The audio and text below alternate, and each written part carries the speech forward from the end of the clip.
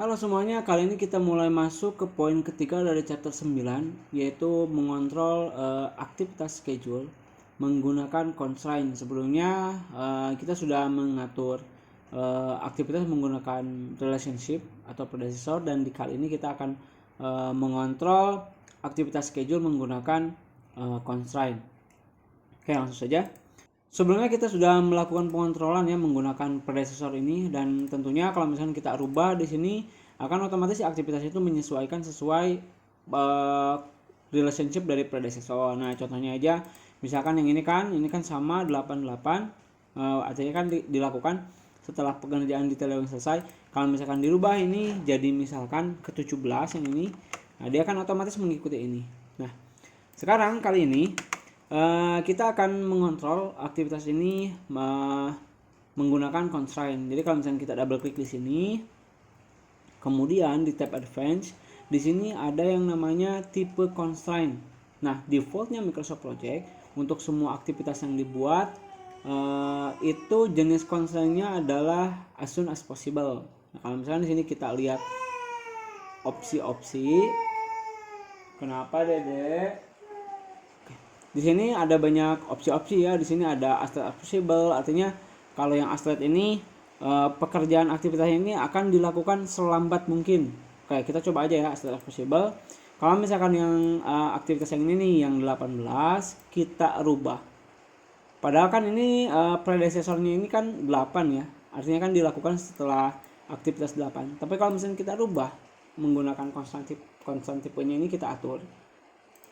Nah, pekerjaan yang kita atur as late as possible ini akan dilakukan selambat mungkin, dan paling lambat dalam suatu schedule itu adalah jalur kritikal. Artinya kalau misalkan aktivitas ini udah ada di jalur kritikal, itu adalah pekerjaan yang sudah paling lambat itu, maka dia akan berhenti di tanggal tersebut.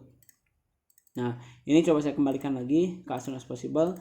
Dia akan kembali follow ke aturan relationship dari predecessor. Beda lagi kalau misalkan kita rubah aktivitas yang sudah ada di jalur kritikal.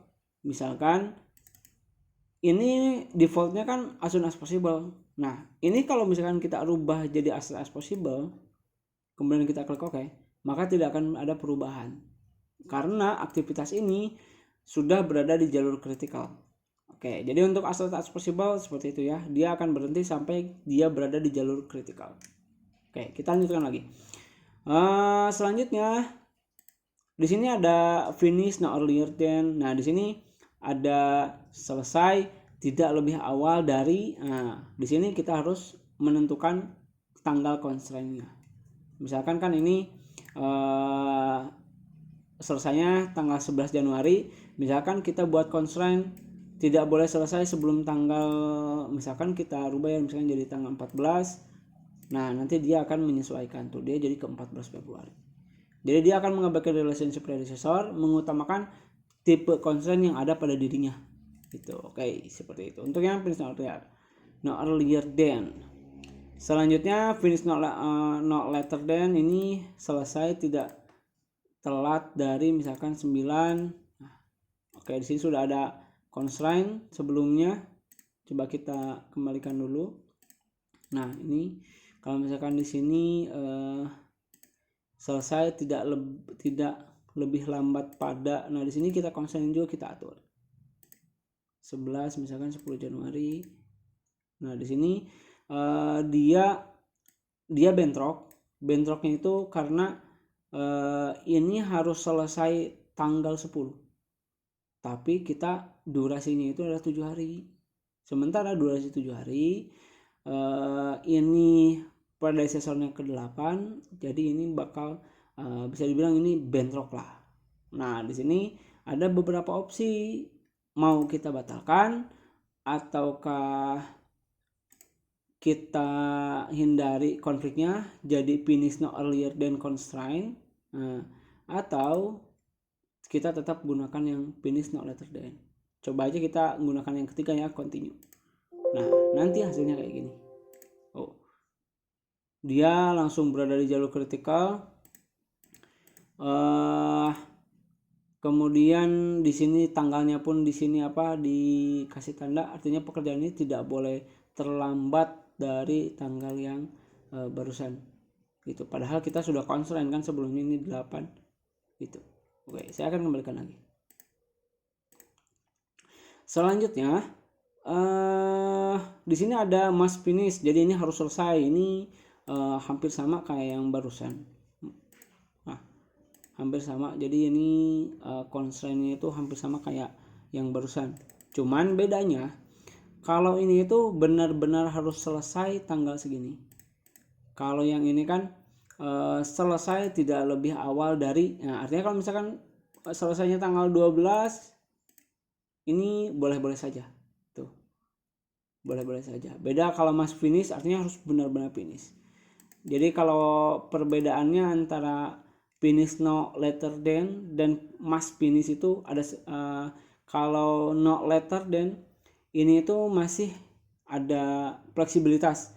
Kalau ini kan selesai paling lambat tanggal 12. Jadi kalau misalkan dikerjakan selesainya itu tanggal 11 atau tanggal 10, artinya kan tidak apa-apa. Ini misalkan saya konsentrasi ini. Nah, ini kan tidak apa-apa artinya. Kalau misalkannya itu yang tadi yang must finish artinya itu benar-benar harus diselesaikan di tanggal tersebut. Nah, dia benar-benar harus diselesaikan di tanggal tersebut. Bedanya kayak gitu, walaupun mirip. Must start on, jadi ini kebalikannya. Kemudian, nah yang paling saya sering pakai itu adalah yang ini nih, start no earlier than. Yang paling saya pakai sering itu yang ini.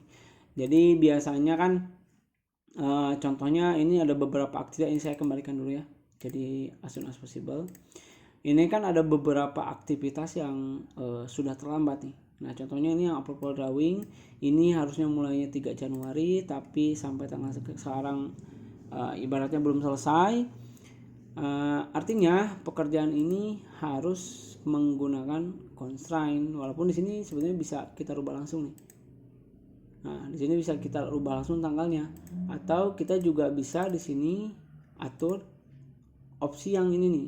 Ini start no earlier than, dan ini yang paling sering saya gunakan. Kita coba ya, start no earlier than, kemudian di sini kita atur tanggalnya. Misalkan ke tanggal hari ini, ke today 4 Februari. Nah, dia akan menyesuaikan. Dia akan dimulai aktivitasnya, kalau sekarang kan hari Sabtu ya, jadi Sabtu Minggu libur, jadi dia mulai di tanggal 6 Februari. Jadi kayak gitu. Yang paling saya gunakan start no earlier than. Kalau misalnya kita ngerubah di sini langsung pun sama. Kemudian di sini kita atur di remove, artinya relationshipnya ini kita hilangkan. Nah, dia akan kalau double klik, dia akan constant tipenya menyesuaikan jadi start no earlier than. Itu pun sama kalau misalnya kita melakukan update otomatis. Di sini ada fitur, ada yang namanya update project. Jadi untuk melakukan updating secara keseluruhan. Sebelumnya saya udah pernah juga ya melakukan updating di sini. Nah, kalau misalnya kita atur di sini, kita melakukan reschedule dari semua aktivitas yang terlambat ini, di reschedule ke tanggal hari ini. Kalau misalnya saya klik OK, kemudian di sini OK, di sini ada beberapa yang nggak bisa, tapi nggak apa-apa. Nah, di sini untuk setiap aktivitas yang terkena reschedule, dia tipe constraint-nya akan berubah menjadi start no earlier than gitu. Semua yang terlambat, kalau misalnya saya buka lagi, misalkan yang ini, nah tuh dia start no earlier than. Nah, dan memang constraint, tipe constraint yang sering saya gunakan itu adalah as soon as possible, kemudian start no earlier than. Tapi itu tergantung teman-teman. Di sini ada banyak fiturnya, bisa dimanfaatkan semuanya gitu. Oke, paling untuk tipe constraint seperti itu semoga mudah dipahami. Supaya lebih paham lagi, silahkan dicoba langsung. Terima kasih.